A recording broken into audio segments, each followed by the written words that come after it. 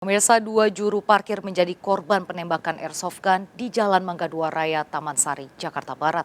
Beberapa hari sebelum kejadian, kedua korban terlibat cekcok dengan pelaku yang kini masih buron.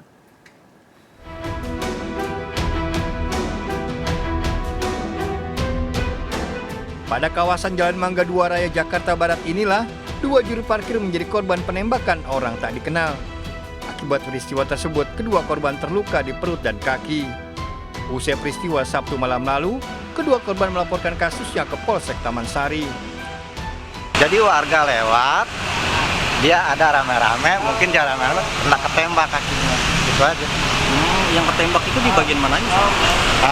Ininya doang, Di bagian kaki? kaki, Itu sama di mana lagi, Pak? sama di sini. Sama di perut? Tapi udah diurus sama. Beberapa hari sebelum kejadian, kedua korban sempat terlibat cekcok dengan pengendara yang diduga pelaku penembakan. Hasil pemeriksaan 7 saksi, pelaku yang mengendarai motor mencari orang yang terlibat cekcok dengannya. Saat bertemu, pelaku langsung melakukan penyerangan. Dugaan informasi tawuran, namun setelah sampai di TKP bahwa kejadian itu adalah penyerangan, bahwa memang betul ada kejadian penyerangan tersebut.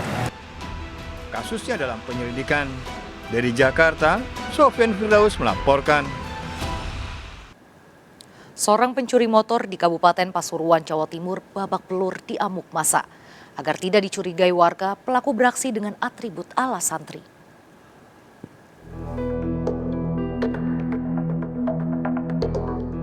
Pria berinisial MS, warga Kabupaten Pasuruan, Jawa Timur, babak belur setelah terpergok mencuri sepeda motor. Meski polisi datang, massa tetap emosi menganiaya pelaku. Dalam aksinya, pelaku sengaja tampil layaknya seorang santri, termasuk memakai sarung dan peci. Warga mengatakan pencuri motor sebenarnya ada 2 orang, namun seorang pelaku belum mengenal lokasi hingga masuk gang buntu. Motor diamankan warga sementara pelaku dikeroyok. Bareng-bareng sama warga kita cari lagi di pohon pisang belakang rumah dia, sembunyi di situ ternyata. Dan dia menyerahkan, dia nyerah dan ditangkap sama warga, dan kebetulan di sini ada ya, jadi motornya itu diparkir dalam rumah. Nah, dia buka kunci motor tapi ketahuan, langsung dia kabur tadi. Polisi masih mengejar satu pelaku lain yang melarikan diri. Diduga pelaku adalah sindikat pencurian yang telah lama beroperasi di daerah Pasuruan dan sekitarnya. Dari Pasuruan, Jawa Timur, Jaka Samudra melaporkan. Sementara itu, seorang penghuni kos di Jalan Kartini 13, Sawah Besar, Jakarta Pusat kehilangan motornya. CCTV merekam saat 2 pelaku beraksi pada pagi hari menggunakan atribut ojek online.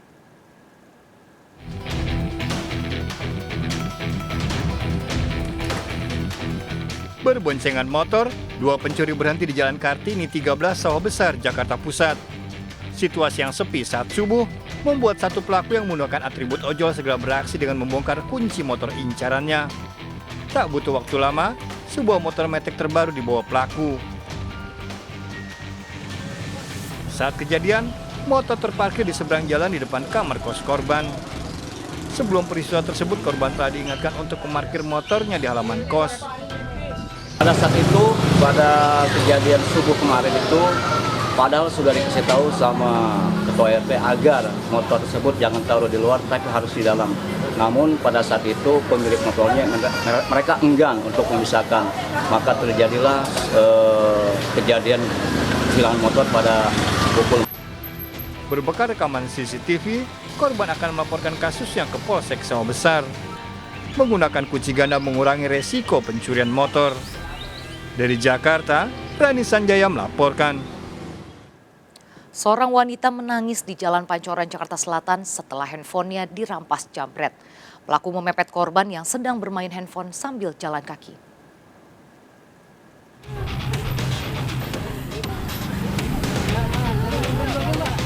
Evi ditemukan warga menangis di pinggir Jalan Pancoran Timur, Jakarta Selatan setelah handphonenya dirampas jambret.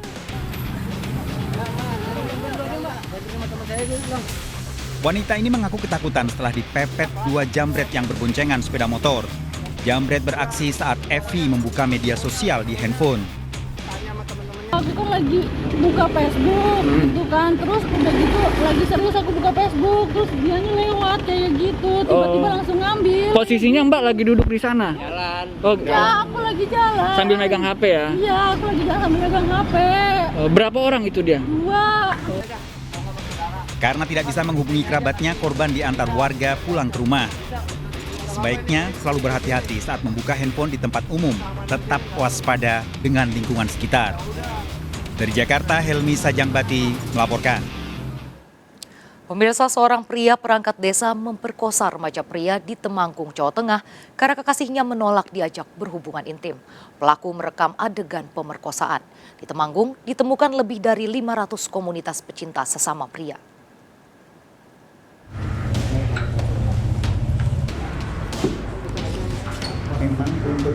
Anto, perangkat desa Pakisan, Candi Mulyo, Temanggung ini ditangkap polisi setelah dilaporkan seorang remaja pria yang menjadi korban pemerkosaan. Pria berusia 43 tahun ini mengakui memaksa korban yang berusia 18 tahun berhubungan intim. Korban diperkosa dalam kondisi mabuk minuman keras. Waktu itu pacar saya nggak mau beli saya dalam keadaan mabuk. Terus saya tersalurkan sama laki-laki. Kalau masa kecil biasa enggak maksudnya nggak rusak ya, maksudnya nggak pernah dicium lanang, nggak pernah. Hasil penyelidikan polisi, tersangka mengancam korban dengan rekaman video pemerkosaan yang dilakukan. Pelaku memvideokan kegiatan tersebut. Setelah memvideokan, itulah yang dijadikan ancaman. Kalau kamu tidak mau lagi, maka ini yang akan saya sebar. Itu rekan-rekan. Dicabulinya selalu dalam keadaan tidak sadar, kan? Modusnya selain mengancam, juga selalu memberikan asupan minuman keras. Hasil penelitian LSM Kaliandra di wilayah Temanggung ditemukan ratusan komunitas lelaki, seks lelaki. Sudah menemukan 680 komunitas LSL yang ada di Kabupaten Temanggung. Dan itu sudah berhasil kami ajak untuk tes HIV di layanan seperti di puskesmas atau rumah sakit. Dari 680 itu ada 9 temuan yang hasilnya positif HIV. Tersangka hingga kini masih menjalani pemeriksaan, diduga masih ada korban lain.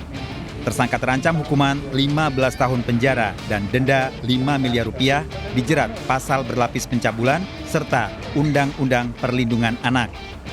Jawa Tengah, Didik Dono Hartono melaporkan. 1 orang tewas dan 1 lainnya terluka akibat minibus tertabrak kereta api di perlintasan rel kereta tanpa palang pintu di Kabupaten Kediri, Jawa Timur. Mobil yang ditumpangi 2 guru tersebut sempat terseret 25 meter hingga ringsek dan terbalik di sisi rel kereta api.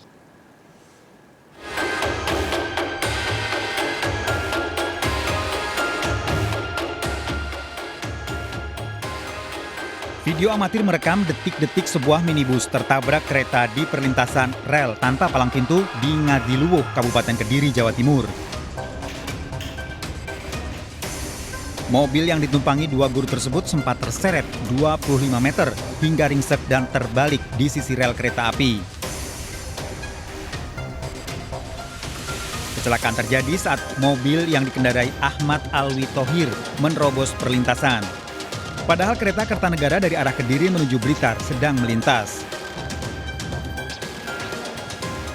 1 orang atas nama Buni Andaru meninggal dunia di lokasi. Sementara sang supir atas nama Alwi Thohir terluka dan dirawat di rumah sakit.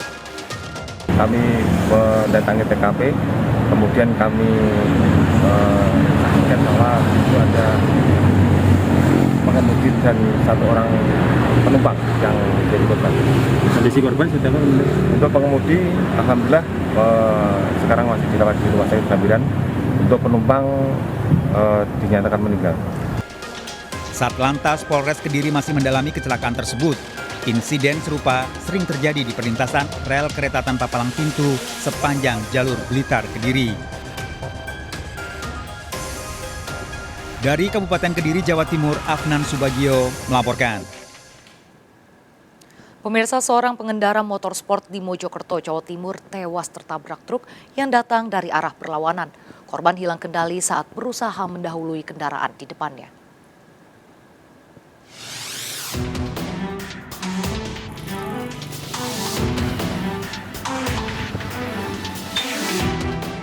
Kecelakaan terjadi di Jalan Raya Belahan, Mojokerto, Jawa Timur.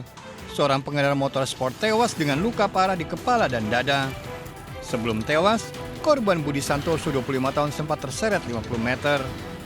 Peristiwa berawal saat warga desa Sumber Tebu tersebut melaju dari Kecamatan Bangsal menuju Kecamatan Mojosari. Tiba di lokasi kejadian, korban berusaha menyalip kendaraan di depannya. Namun motor korban oleng dan terjatuh. Naas, dari arah berlawanan muncul truk pengangkut ayam, tabrakan pun tak terhindarkan. Dia itu mau mendahului. Terus dia itu nggak sampai. Terus dia tersenggol dengan kendaraan. Terus dia terjatuh. Terus saya kendaraan sendiri. Terus kendaraannya lepas. Dia juga lepas dari kendaraan. Ya. Terus saya nggak sempet. Gimana? Pokoknya saya juga jenazah lah ibaratnya. Kalau Polisi yang datang melakukan olah tempat kejadian perkara dan memeriksa sejumlah saksi. Usai kejadian, truk pengangkut ayam melarikan diri. Dari Mojokerto, Jawa Timur, Solahuddin melaporkan. Pencurian terjadi di rumah di kawasan padat penduduk di Rawamangun, Pulau Gadung, Jakarta Timur. CCTV merekam saat para pelaku menggasak laptop serta uang tunai.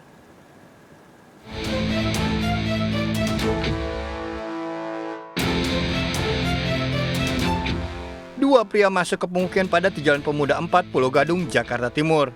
Para pelaku berpura-pura memanggil pemilik rumah. Melihat situasi sepi, satu pelaku mendatangi satu rumah yang terlihat kosong. Diduga menggunakan kunci palsu, satu pelaku masuk ke rumah dan segera keluar dengan membawa tas yang berisi laptop dan uang tunai. Peristiwa terjadi saat pemilik rumah sedang berada di rumah sakit. Kasus yang baru diketahui pemilik rumah saat pulang. Nah, kakak saya tuh kaget melihat pintu depan itu terbuka lebar, tapi si pintunya itu nggak rusak seperti kayak di curi gitu, congkel gitu kan. Nah, kakak saya itu langsung masuk mengecek ke semua ke barang-barang, ternyata ada kemalingan. Pencuri itu mengambil sebuah laptop. Kasus pencurian dilaporkan ke Mapolsek Pulau Gadung, Jakarta Timur.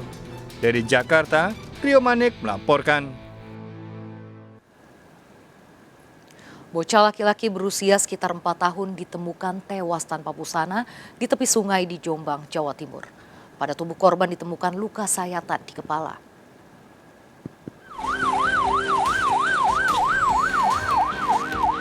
Warga dikejutkan dengan penemuan jasad bocah laki-laki di tepi sungai Desa Buduk, Sidorejo, Jombang, Jawa Timur. Saat ditemukan, korban yang diperkirakan berusia 4 tahun tanpa busana. Pada tubuh korban ditemukan luka lebam di kepala. Jasad korban ditemukan warga yang sedang menebang pohon di tepi sungai. Kerjaannya memotong pohon, tiba-tiba mengetahui bahwasanya ada mayat anak kecil yang ada di sebelah kiri tersebut. Setelah itu dilaporkan ke warga melanjutkan laporannya ke desa. Jasad korban dievakuasi ke RSUD Jombang. Bisa dijelaskan ciri-ciri dari mayat balita itu? Umur kurang lebih 4-5 tahun. Rambut tipis, cepak, pendek sekali. Saat ditemukan itu ada luka atau? Ada luka goresan di kepala dan di badannya. Dugaan sementara, korban tewas akibat dianiaya. Kasusnya dalam penyelidikan. Dari Jombang, Jawa Timur, Mukhtar Bagus melaporkan. Massa PA 212 dan sejumlah ormas Islam kembali menggelar unjuk rasa menolak kenaikan harga BBM. Selain menggugat kenaikan harga BBM, aksi damai 23 September tersebut juga menuntut penegakan supremasi hukum.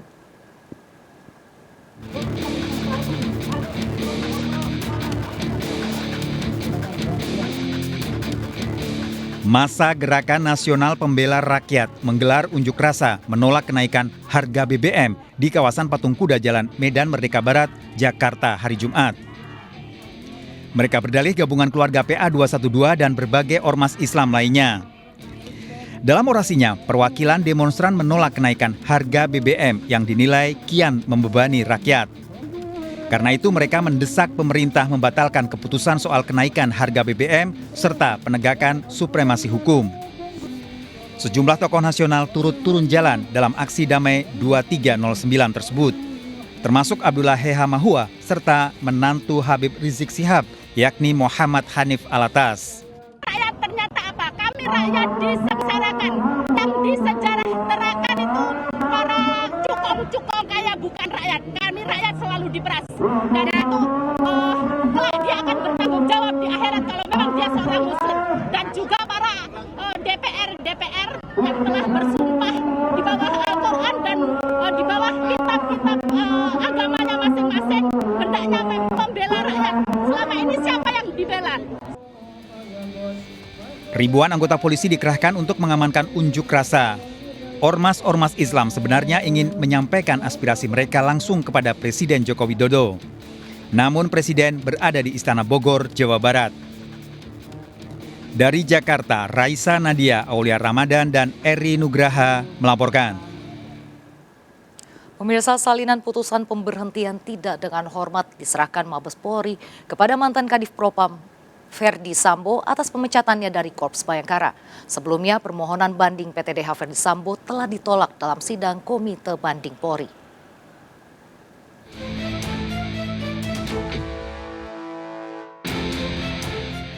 Permohonan banding Irjen Ferdi Sambo atas pemecatannya pemberhentian tidak dengan hormat ditolak dalam sidang Komite Banding Polri pekan lalu. Sidang Komite Banding Polri dipimpin Irwasum Polri Komjen Agung Budi Marioto serta 4 anggota berpangkat Inspektur Jenderal. Komite Banding Polri menolak banding Irjen Ferdi Sambo berkaitan dengan pelanggaran yang dilakukan dalam kasus pembunuhan ajudan pribadinya Brigadir Yosua Huta Barat. Penetapan tersangka Irjen Ferdi Sambo setelah tim khusus yang dibentuk Kapolri menemukan sejumlah fakta keterlibatan dalam pembunuhan berencana dengan alat bukti ilmiah. Usai ditetapkan sebagai tersangka pembunuhan berencana, Ferdi Sambo menjalani serangkaian sidang dugaan pelanggaran etik. Setelah banding ditolak, Ferdi Sambo hari Jumat 23 September 2022 telah menerima salinan putusan PTDH di tahanan Makobrimob Kelapa II, Depok. Ferdi Sambo resmi dipecat dari Kesatuan Polri. Ya, untuk administrasinya proses SDM. Sampai kapan, Pak? Ya, kemarin kan sudah sampaikan pasal 69 3 hari. Ya, administrasinya aja ya, administrasi untuk pengusulan, oke? Ya, selesai itu dulu, yang nanti akan disampaikan. Setelah dari SDM apa? Itu setelah dari SDM langkahnya apa? SDM langsung nanti diajukan ke Sekmil langsung dapat kepresnya, langsung kita serahkan, capnya ya, capnya kita serahkan langsung. Dalam kasus pembunuhan Brigadir Yosua Huta Barat, 5 perwira Polri diberhentikan tidak dengan hormat. Irjen Ferdi Sambo, Kompol Cuk Putranto, Kompol Baikuni Wibowo, Kombes Agus Nurpatria, dan AKBP Jerry Raymond karena terlibat melakukan penghalangan penyidikan. Dari Jakarta, Nadia Valeri dan Jaka Setiabudi melaporkan.